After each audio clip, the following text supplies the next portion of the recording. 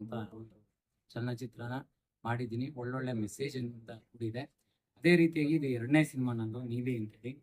ನೀಲಿ ವಿಚಾರವಾಗಿ ಹೇಳ್ಬೇಕು ಅಂತಂದ್ರೆ ನಾನು ಜಾಸ್ತಿ ಏನು ಹೇಳಕ್ ಹೋಗಲ್ಲ. ಇಲ್ಲಿ ಪ್ರತಿಯೊಂದು ಸೀನುಗಳು ಸಹ ಗೊಂದಲ ಮೂಡಿಸ್ತಾ ಹೋಗ್ತದೆ, ಕನ್ಫ್ಯೂಸ್ ಆಗ್ತಾ ಹೋಗ್ತದೆ.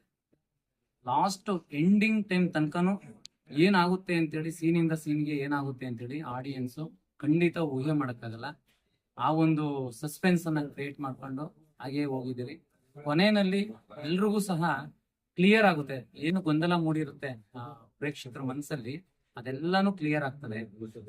ನಾನು ಜಾಸ್ತಿ ಹೇಳೋದಕ್ಕೆ ಇಷ್ಟಪಡಲ್ಲ. ನಮ್ಮ ಕನ್ನಡದ ಜನತೆ ನಮ್ಮ ಹೊಸ ಸಿನಿಮಾಗಳನ್ನ, ಅಂದ್ರೆ ಹೊಸಬರ ಸಿನಿಮಾಗಳನ್ನ ನೋಡ್ಬೇಕು.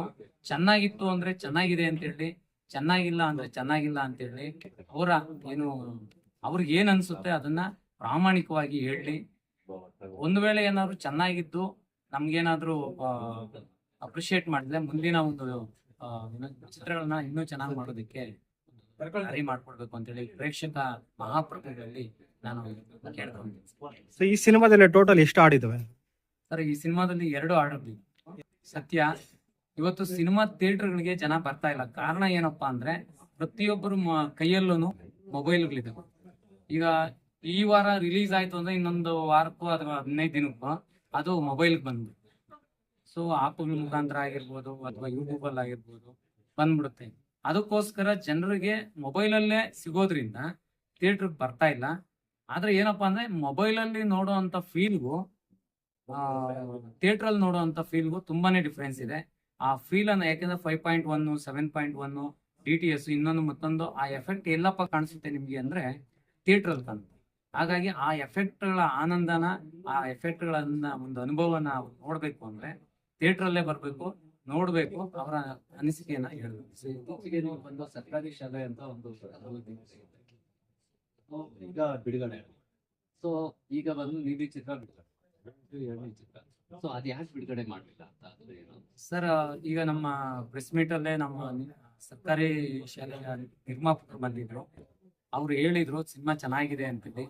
ಅದನ್ನ ಬಿಡುಗಡೆ ಮಾಡೋದಕ್ಕೆ ಕೆಲವೊಂದು ಸಮಸ್ಯೆಗಳಿದಾವೆ, ಅಂದ್ರೆ ಫೈನಾನ್ಷಿಯಲ್ ಸಮಸ್ಯೆಗಳಿದಾವೆ. ಒಂದು ಚಲನಚಿತ್ರ ರಿಲೀಸ್ ಮಾಡ್ಬೇಕು ಅಂದ್ರೆ ರಿಲೀಸ್ ಮಾಡಿದವ್ರಿಗೆ ಗೊತ್ತು ಅದ್ರ ಕಷ್ಟ ಏನು ಅಂತ. ಎಷ್ಟೋ ಸಿನಿಮಾಗಳು, ನಿಜವಾಗ್ಲೂ ಹೇಳ್ಬೇಕು ಅಂದ್ರೆ ಎಷ್ಟೋ ಸಿನಿಮಾಗಳು ಇವತ್ತು ರಿಲೀಸ್ ಆಗ್ತವೆ, 3 ದಿನಕ್ಕೆ ತೆಗೆದಾಕ್ಬಿಡ್ತವೆ. ಸೊ ರಿಲೀಸ್ ಮಾಡ್ಬೇಕು ಅಂದ್ರೆ ಲಕ್ಷಾಂತರ ಕೋಟ್ಯಾಂತರ ರೂಪಾಯಿ ಬಂಡವಾಳ ಸುರಿಬೇಕಾಗುತ್ತೆ.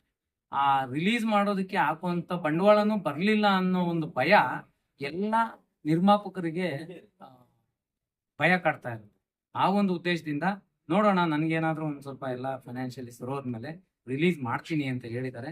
ಅದು ಖಂಡಿತ ಒಂದಲ್ಲ ಒಂದಿನ ತೆರೆಗೆ ಬರುತ್ತೆ ಸರ್. ಸೊ ಕೊನೆಯದಾಗಿ ಮೂವಿ ಬಗ್ಗೆ ಏನ್ ಹೇಳ್ತೀರಾ?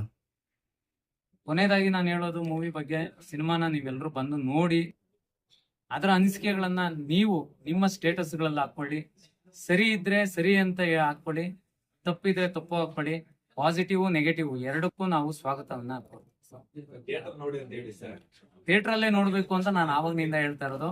ಥಿಯೇಟರ್ ಅಲ್ಲೇ ನೋಡಿ ನಿಮ್ಮ ಅಭಿಪ್ರಾಯವನ್ನ ಶೇರ್ ಮಾಡಿ. ನಮ್ಮ ಚಾನಲ್ ಸಬ್ಸ್ಕ್ರೈಬ್ ಮಾಡಿ, ಹಾಗೆ ಕೆಳಗೆ ಕಾಣುವ ಬೆಲ್ ಬಟನ್ ಕ್ಲಿಕ್ ಮಾಡಿ.